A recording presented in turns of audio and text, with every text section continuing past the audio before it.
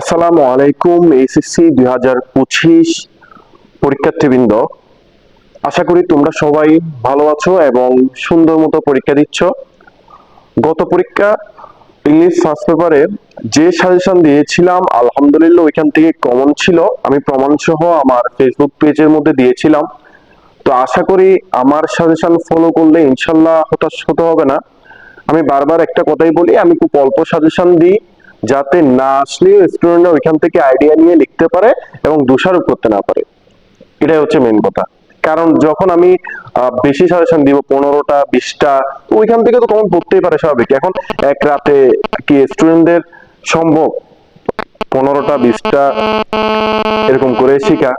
Paragraph হোক, letter হোক, যে কোনো কিছু এভাবে সম্ভব না। তো আমি কম দিই, ওইখান থেকে আসলে আলহামদুলিল্লাহ, না আসলে ওইখান থেকে আইডিয়া নিয়ে সবাই লিখতে পারে। তবে এখনো পর্যন্ত আলহামদুলিল্লাহ বাংলা প্রথম পত্র, বাংলা দ্বিতীয় পত্র, ইংরেজি প্রথম পত্র একদম কমন ছিল। আজকে আমরা শুরু করি ইংরেজি দ্বিতীয় পত্রের সাজেশন। তো প্রথমে আমরা কোয়েশ্চেন প্যাটার্নটা একটু দেখি কি কি আসতে পারে আমাদের এখানে। তো এখানে আমাদের প্রথম হচ্ছে পার্ট এ। পার্ট এ হচ্ছে 60 নাম্বারের। তো এই 60 নাম্বারের জন্য তোমাদের অবশ্যই আগে থেকে একটু জানা থাকতে হবে। কেমন? না থাকলেও আজকে একটু পড়বা কিভাবে ভালো করা যায়। কিছু কিছু টপিক আছে একদম মানে তোমার এক এক ঘন্টা পড়লে এনাফ, তুমি পারবা। দেখো একটু, প্রথমটা হচ্ছে প্রিপজিশন। তো প্রিপজিশনের অনেকগুলো নিয়ম আছে, তুমি চাইলে নিয়মগুলো একটু দেখতে পারো। তো যদি আমি সময় পাই ইনশাল্লাহ প্রিপজিশন বিভিন্ন টপিকের উপর শর্ট ক্লাস দিয়ে দিব, ওগুলো একটু দেখে নিও তোমরা। এখন প্রিপজিশন হচ্ছে 5 নাম্বারের প্রিপজিশন আসবে, শুধুমাত্র 5 নাম্বার। তারপর হচ্ছে special uses of word and phrase, ওটা থাকবে 5 নাম্বার। Completing sentence 10 number.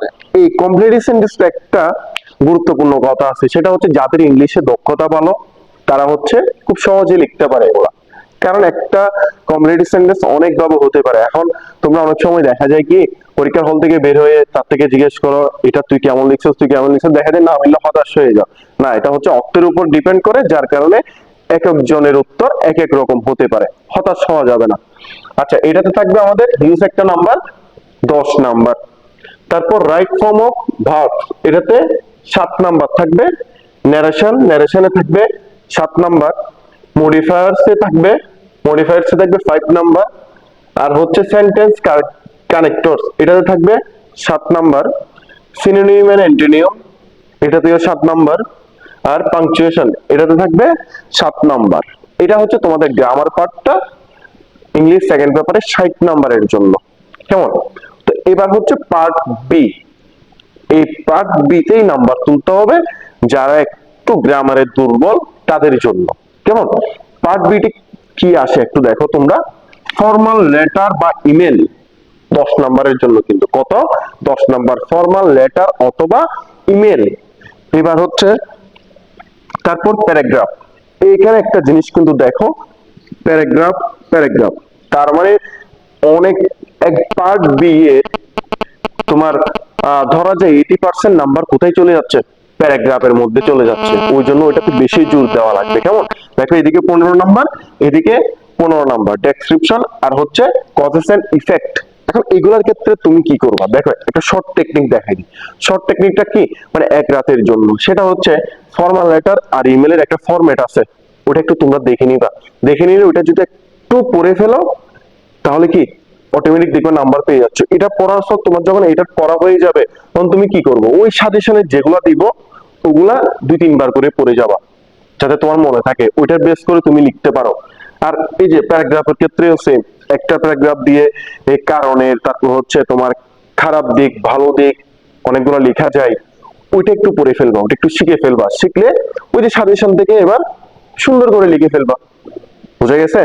যাতে কমন না আসলেও তুমি মুখস্থ করতে না পারলে প্রায় এক রাতে তো তুমি অনেকগুলো প্যারাগ্রাফ মুখস্থ করতে পারবে না, সম্ভব না কখনো।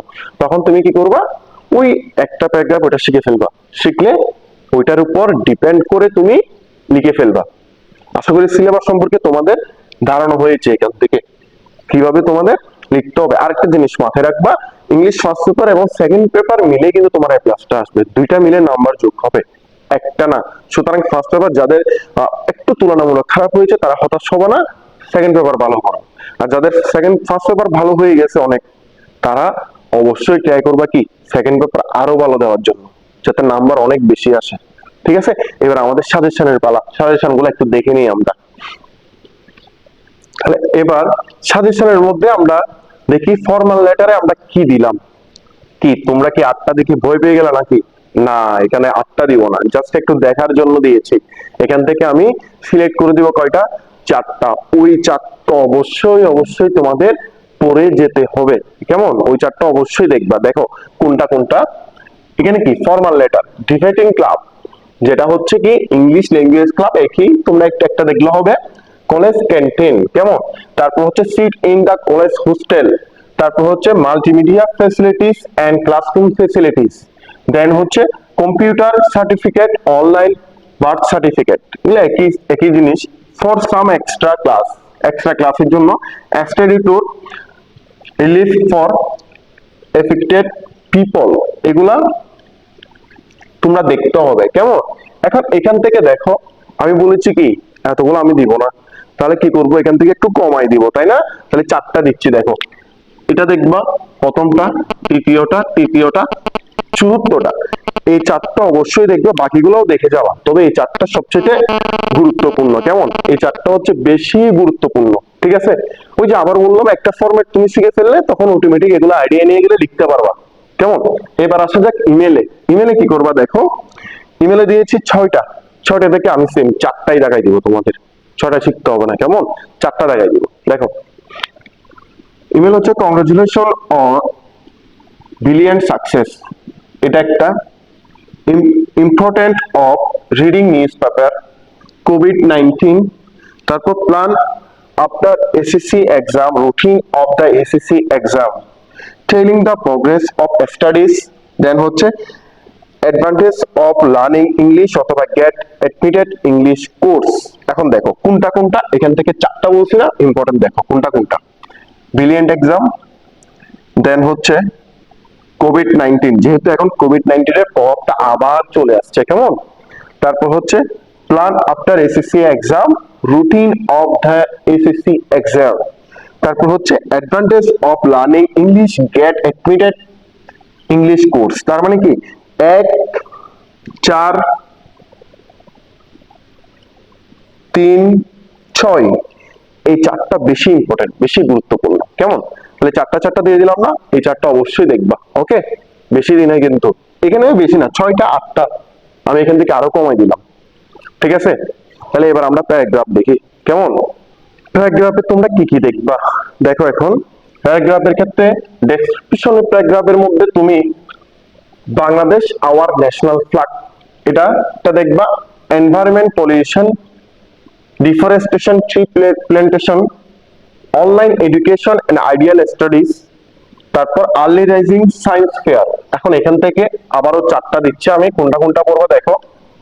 1 number Bangladesh our national flag, তারপর হচ্ছে ডিফরেস্টেশন অথবা tree plantation, online education and ideal studies, early rising, এই 4টা অবশ্যই দেখে যাবা, কেমন? ওই যে আবারও বলতেছি, একটা ফরম্যাট আছে, ফরম্যাটটা একটু মুখস্থ করে নিবা, কেমন? তাহলে এগুলো তোমার জন্য সহজ হয়ে যাবে। তারপর দেখো প্যারাগ্রাফে হচ্ছে 15 নাম্বার, ওকে? এটাতেও 15 নাম্বার, সেটা হচ্ছে কজেস এন্ড ইফেক্ট।